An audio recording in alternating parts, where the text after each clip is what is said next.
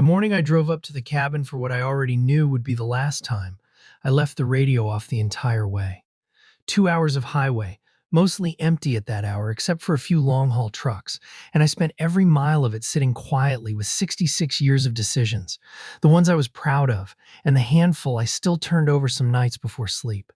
My name is Henry Walsh. The cabin sat on the north shore of a small lake in Michigan, about 90 minutes from my house, on a piece of land my own father cleared and built on with his two brothers back in 1967.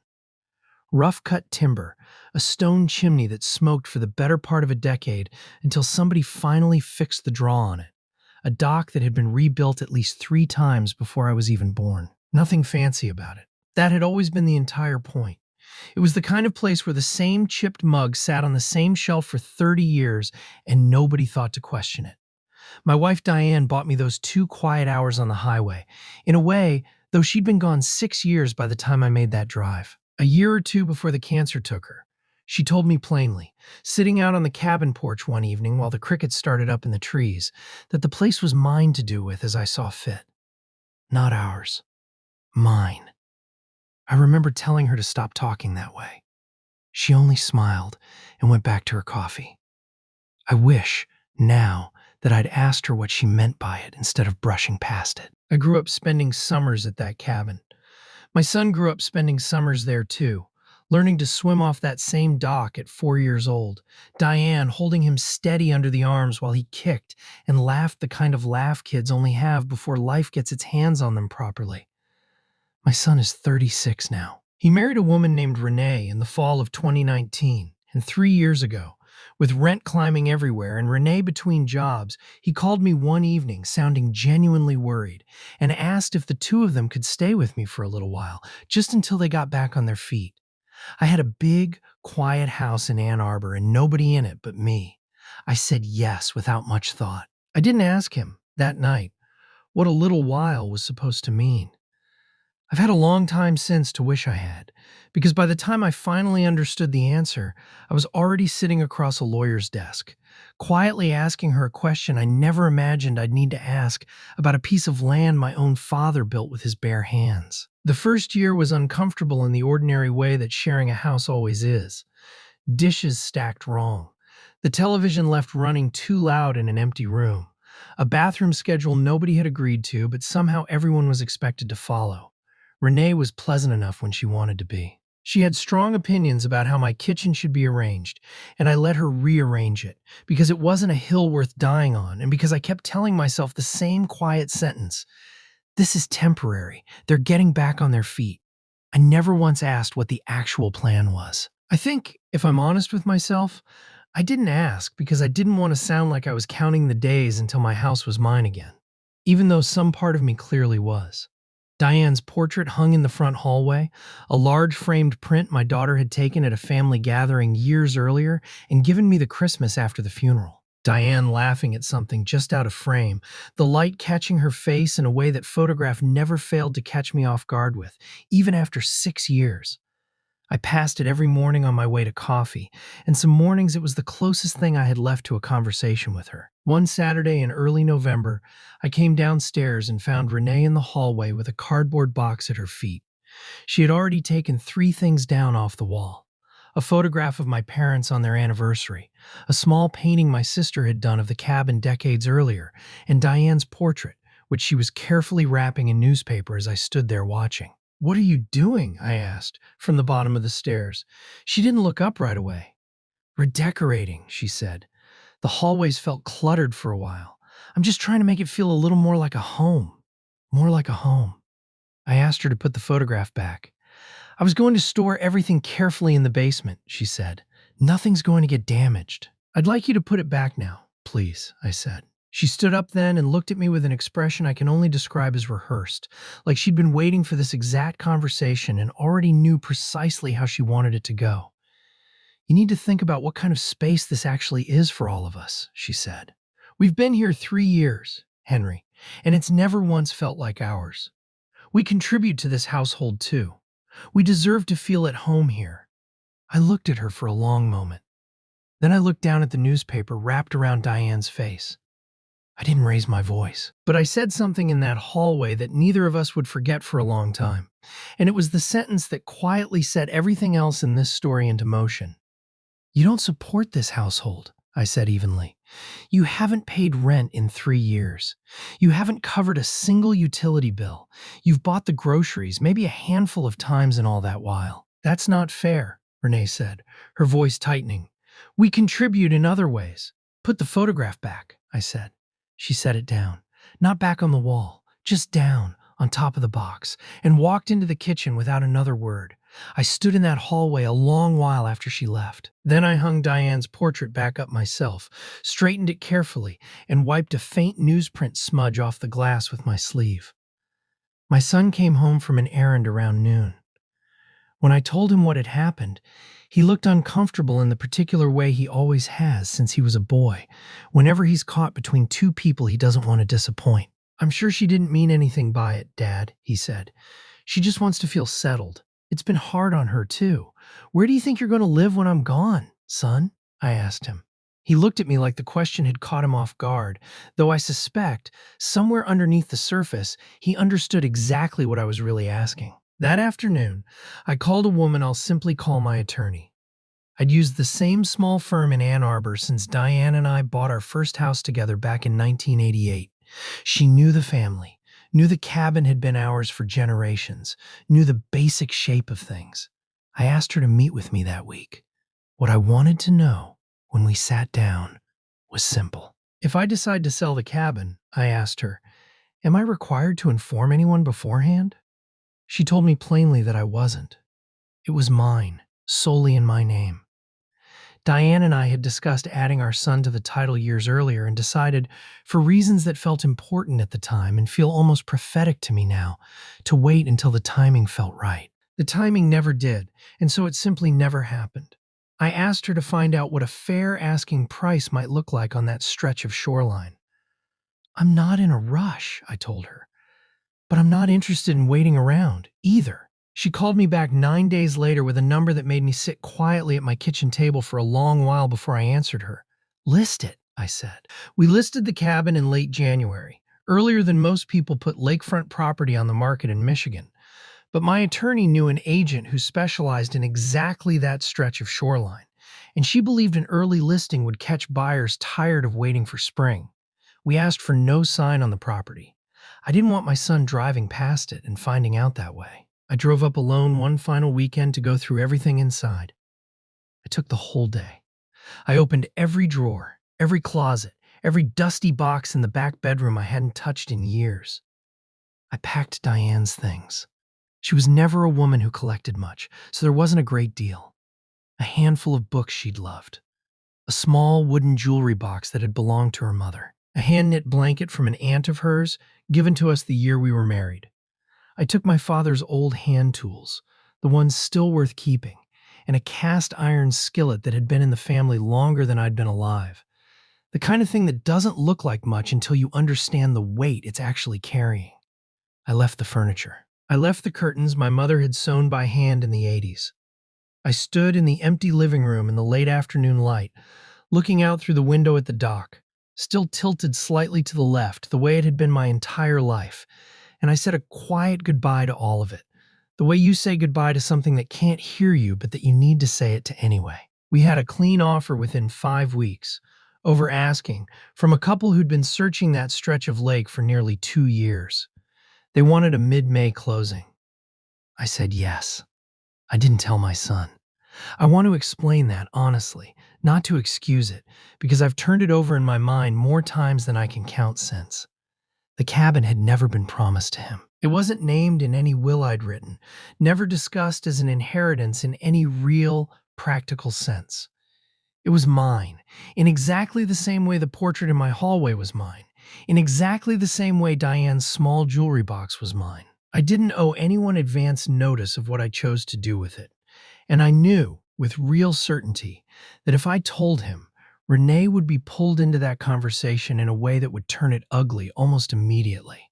I'd already had the conversation that actually mattered back in November in that hallway. In April, I told my son I needed him and Renee to find their own place by the end of June. I told him I'd been patient for 3 years and that I simply wanted my house back for myself. Renee came downstairs partway through that conversation. I don't know if she'd been listening from the hallway or if the timing was simple coincidence.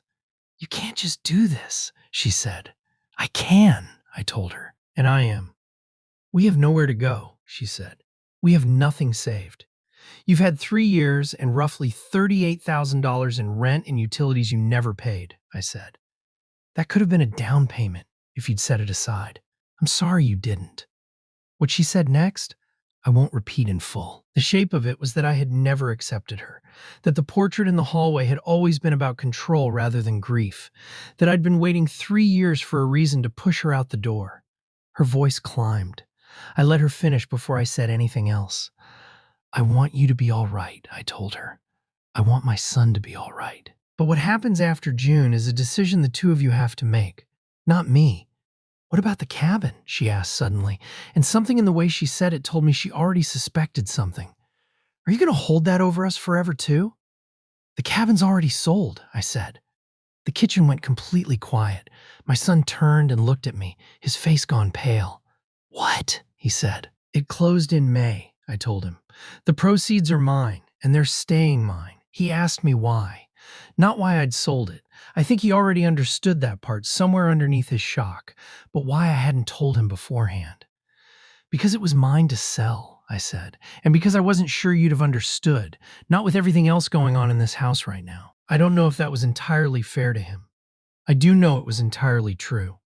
They moved out at the end of June into a small two-bedroom apartment across town, closer to a few of his old friends from high school. His company had given him a raise that spring, I found out later, and with the two of them actually splitting the cost between them for the first time in 3 years, they managed it well enough.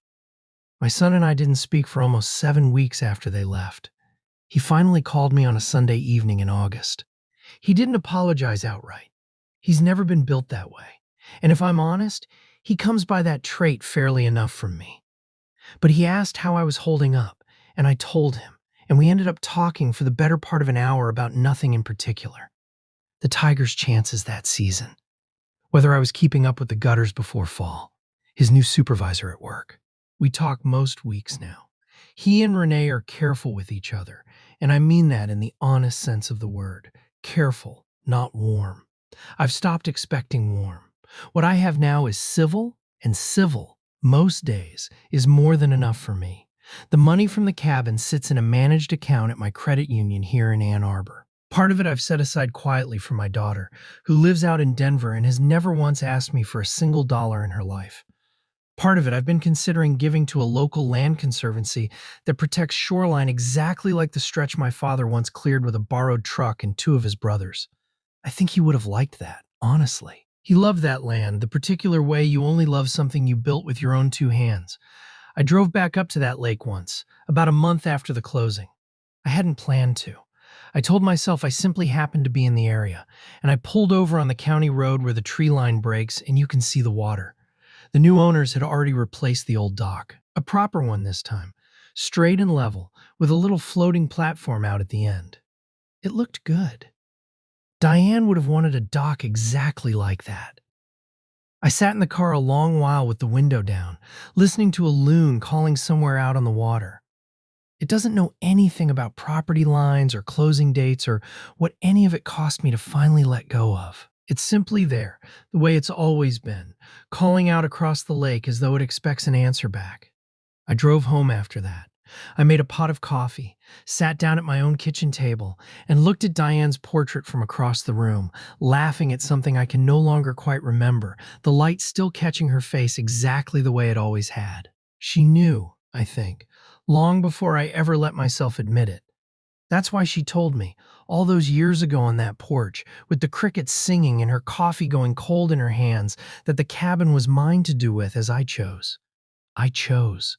And for the first time in 3 years, my house, every room of it, every photograph on every wall, finally felt like mine again too. Here's what I'd want anyone listening to this to take with them. You don't owe anyone an explanation for protecting what's rightfully yours, and family doesn't get to rewrite grief into an inconvenience just because it makes them uncomfortable. Quiet boundaries, held firmly, will always outlast a loud argument. If this story reminded you of your own home or your own quiet decisions, hit subscribe. After the Verdict brings you a new real-life story just like this one every week. What would you have done in Henry's place? Let me know in the comments. NDDD. The phone rang at 2 in the morning, and I remember the exact time because I hadn't been asleep anyway. I'd been lying in the dark, listening to the wind come off the lake, the way I did most nights that February. I let it ring 3 times before I picked up. What did you do? My son-in-law's voice came through the line, not calm, not confused.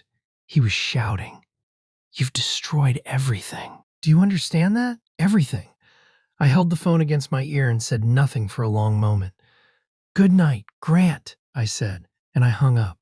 I set the phone face down on the nightstand, pulled the blanket up, and closed my eyes. Outside, the wind kept pushing against the window glass. I slept better that night than I had in almost 2 years. My name is Gerald Ashcroft. I'm 71 years old, and to understand how I ended up hanging up on a grown man screaming into a phone at 2 in the morning, you have to go back to the spring. My wife died. Eleanor and I were married 41 years. Pancreatic cancer took her in 9 weeks, start to finish, in the spring 2 years ago. The doctors were sorry. Everyone was sorry. My daughter Megan flew in from Chicago and stayed almost a month. Her husband Grant came out for the funeral and stayed another 10 days, and both of them, at the time, seemed genuinely kind about the whole thing.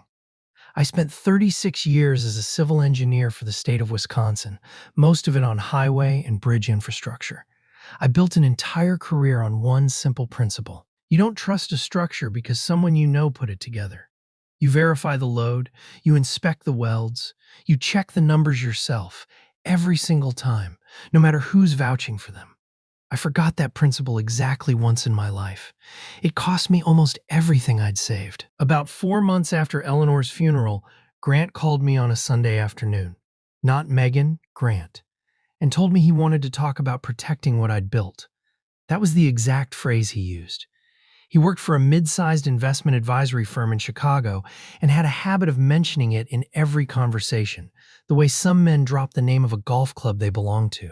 He said he was worried about me managing my portfolio alone while I was grieving, and that given our family connection, he wanted to help me the way he'd help his own father. I was not at my sharpest that year.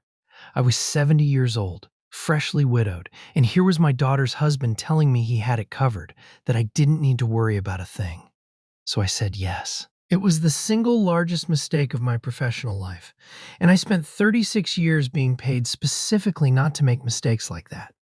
The arrangement looked simple enough on paper. Grant would have limited authority to manage a portion of my non-registered investment accounts. Just under $210,000, accumulated over 36 years of careful saving and a life that never spent much beyond its means. It wasn't a fortune by some standards. By mine, outside of my pension and the house, it was essentially everything. He sent quarterly statements with his firm's letterhead across the top. The numbers moved the way investment numbers move. Up a little, down a little, up again. I read them the way most people read a statement like that, which is to say, I read the bottom line and trusted the rest without question. I should have known better. I was an engineer for 36 years. I knew better. The first thing I missed came in August of last year. Megan called me on a Wednesday, which was unusual. We always talked on Sundays. She sounded distracted, the way she sounds when she's working something out in her own head, and she asked, almost offhandedly, whether I'd been doing anything with my investment accounts myself. I told her Grant was handling all of it. There was a pause on the line I didn't register as meaningful at the time. Right, of course, she said, and we moved on to something else. The second thing happened in September. I ran into an old colleague at a coffee shop on Main Street, a man I'd worked alongside on a bridge project back in the 90s. We sat down and caught up the way retired engineers do, and somewhere in the conversation he mentioned that he'd switched financial advisors after his previous one was flagged by regulators for compliance issues. He wasn't talking about Grant. He wasn't talking about anything connected to my situation at all. But something in me registered it anyway, like a note played slightly out of tune. That evening, I pulled out Grant's most recent quarterly statement and read it the way I used to read engineering specifications. Looking for what didn't add up, looking for internal inconsistency instead of the bottom line. I found two things. The management fee percentages didn't line up with the returns being claimed. And one of the listed securities, a fund I didn't recognize, had a ticker symbol that, when I looked it up, corresponded to a fund that had been delisted 8 months earlier. I didn't call Grant. I didn't call Megan. I sat at my kitchen table for a long time. Then I made a list. The next morning, I called my bank and asked to speak with someone in the wealth management division. I asked them to walk me through exactly what had moved in and out of my accounts over the previous 18 months. What they told me took the better part of an hour to fully absorb. Just under $204,000 had been transferred out over a 14-month period. The transfers were structured deliberately, never more than $9,500 at a time, spread carefully across different dates to stay under reporting thresholds. Some went to accounts I recognized. Most didn't. The ones I didn't recognize all traced back, through a sequence I wouldn't fully understand for weeks, to a limited liability company registered in Delaware. Grant had a Delaware LLC registered in his own name. I thanked the bank representative and hung up. I sat in my kitchen and looked out at my backyard, still green in early September, and thought about what Eleanor would have said if she were sitting across from me at that table. She would have said, "Don't get angry, get organized." So I got organized. The first person I called was an attorney in Milwaukee who specialized in civil litigation and elder financial exploitation, a term I had to get used to hearing applied to my own life. She was direct and practical, and she didn't waste my time with sympathy I hadn't asked for. She told me exactly what she needed, and I wrote it all down. The second person I called was a forensic accountant whose firm worked out of Madison, recommended by my attorney because he understood how money moved through shell companies and how to document it clearly enough for a courtroom. The third thing I did was say nothing.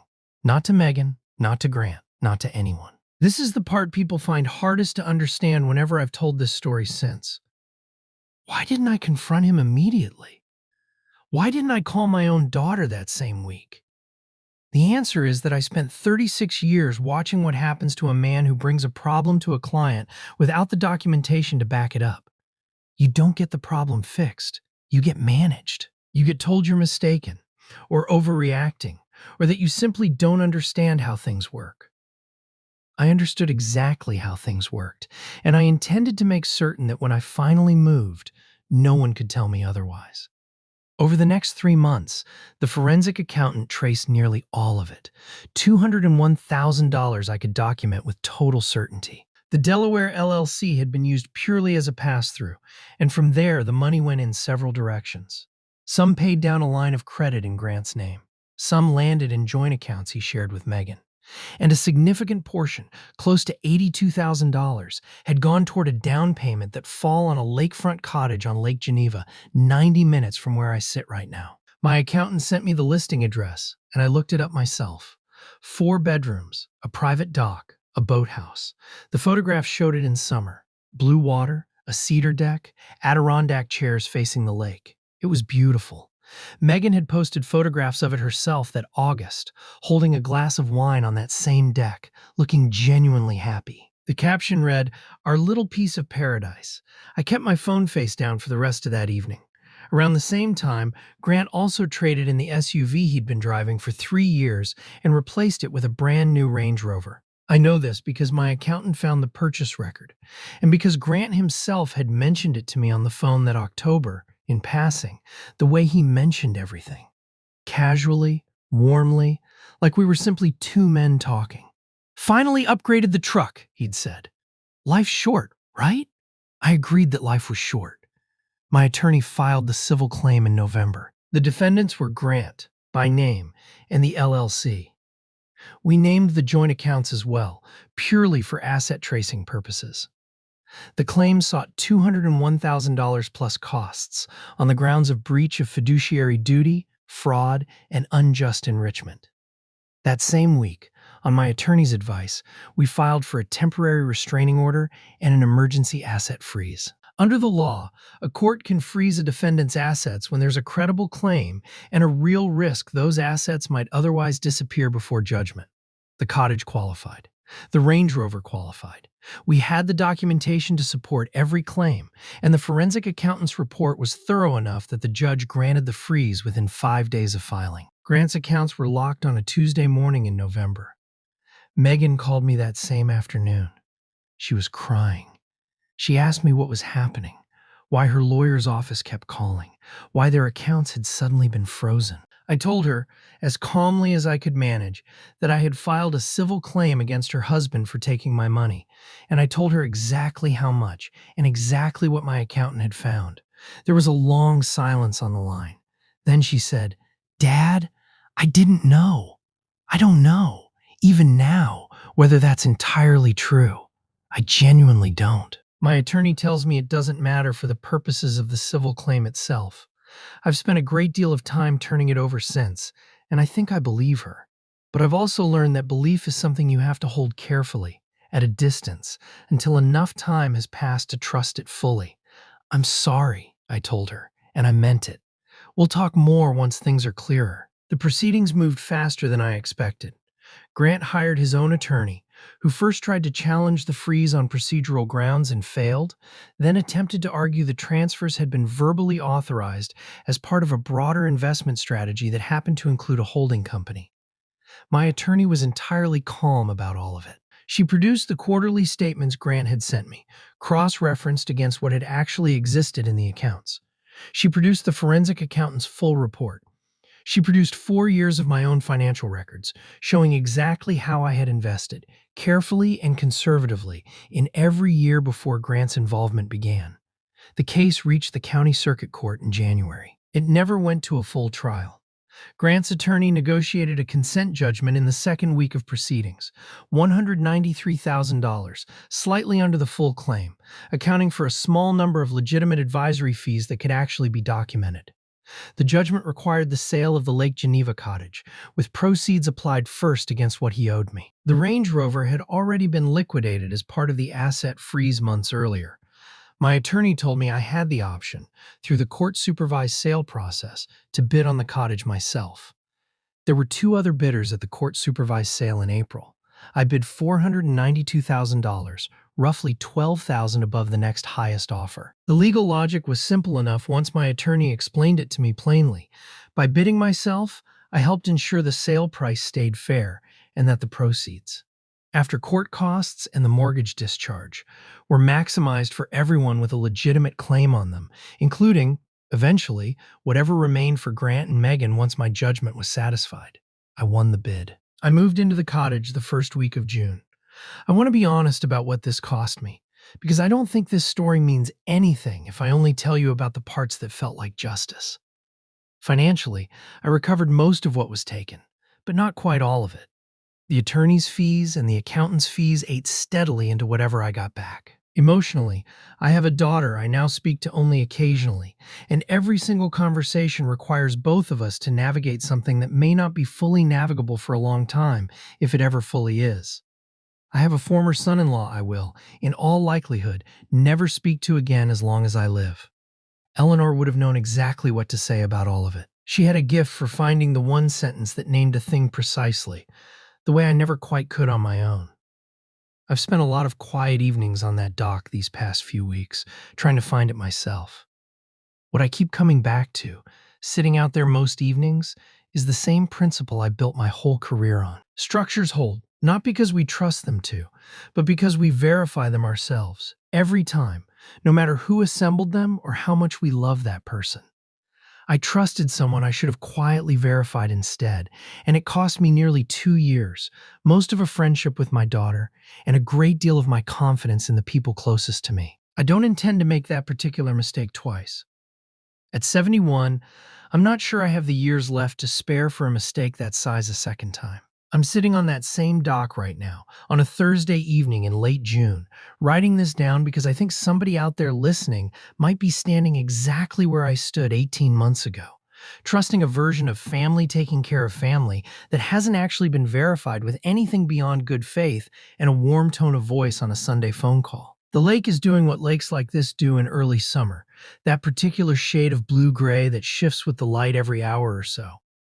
I bought a set of Adirondack chairs for the deck because Megan came by in May to collect the last of her and Grant's things, and she took the old ones with her without asking, and I decided, honestly, that I didn't mind letting her have them. Some things aren't worth holding on to simply because you technically can. I've thought a great deal, these past few weeks, about whether I handled this the right way. Whether I should have confronted Grant directly the moment I noticed the delisted fund on that statement, instead of spending 3 quiet months building a case before I said a single word to anyone. I keep landing on the same answer. If I had confronted him immediately, with nothing but suspicion in my hands, I know exactly how that conversation would have gone. He would have had an explanation ready. Megan would have believed him, because at the time, she had every reason to. And I would have been the grieving, confused old man who didn't understand how modern investing worked. Instead, by the time I finally said a word, I had a forensic accountant's report, 4 years of my own clean financial history, and a legal team who had already secured a court-ordered freeze on every asset that mattered. There was no explanation left for him to offer that could survive contact with the documentation sitting on the table. That, I think, is the real lesson underneath everything else in this story. Quiet preparation will always outlast a loud accusation. The people who count on you reacting emotionally, immediately, and without proof are almost always the same people who know exactly how flimsy their own story is the moment it's actually examined. There are loons out on this lake most evenings this time of year. I've been listening to them every night since I moved in. That sound that isn't quite a song and isn't quite a warning, somewhere honestly in between the two. I leave the window cracked now just to hear it while I fall asleep, the same way I used to leave it cracked in the house Eleanor and I shared for 41 years. I called Megan 2 nights ago, the first time I've called her first in nearly 6 months. We talked for almost 20 minutes, mostly about nothing important. Her job, whether I was keeping the gutters clear before fall, a recipe of her mother's she'd been trying to recreate without much luck. Neither of us mentioned Grant. Neither of us mentioned the cottage. I don't think either of us is ready for that particular conversation yet. And for the first time in a long while, I've stopped trying to force it before we're both actually prepared for it. What I want to leave you with, if you've made it this far, is simply this. Protecting yourself financially in your later years isn't cynicism, and it isn't a lack of trust in the people you love. It's the same principle I spent 36 years applying to bridges and highways, applied finally, and far too late, to my own family. You verify. You check the load tolerances yourself. You don't assume something is sound just because someone you love put it together, because love, on its own, has never once been a substitute for documentation, and the people who understand that distinction the least are so often the ones who benefit most from you never learning it. I bought this cottage back, but I want to be clear that isn't really what this story is about. It's about the 18 months it took me to stop being angry long enough to get organized instead, and about learning, at 71 years old, that quiet, patient verification will always beat a loud confrontation in the end. If this story meant something to you, or reminded you of someone in your own life worth watching a little more closely, hit subscribe. After the Verdict brings you a real story just like this one every single week. What would you have done differently in Gerald's shoes? Tell me in the comments below. I read every one of them,